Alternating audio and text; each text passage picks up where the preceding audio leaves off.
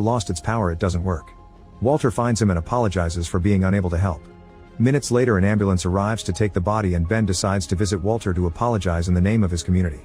Walter explains he never felt grief before because his species is immortal, yet now there are 2 dead aliens in the cocoons.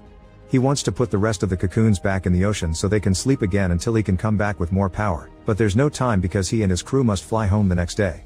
Determined to make up for his mistake, Ben gathers a bunch of his friends and together they put the cocoons in the boat. Jack takes them to the right spot and the seniors are given diving equipment so they can help take the cocoons back to the Atlantis ruins too. The cocoons are well hidden while the dolphins swim around them. Once the whole process is done, Walter points out that since he couldn't rescue his friends, there's extra room in the spaceship.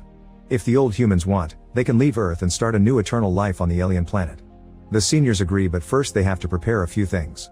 Ben tells David he and Mary are leaving and David won't be able to visit them ever again. When David asks why and Ben mentions outer space, the boy doesn't believe him.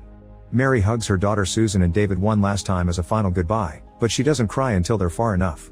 Art takes all his savings from the bank and starts giving them away to random people on the street. Then he gets married to Bess.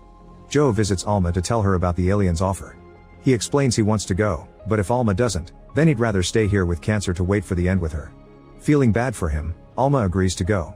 The rest of the residents are also told about the offer and most of them agree to go. They wait for the employees to fall asleep and sneak out of the building without making any noise. While they board the boat, Bernie shows up to say goodbye because he's chosen to stay.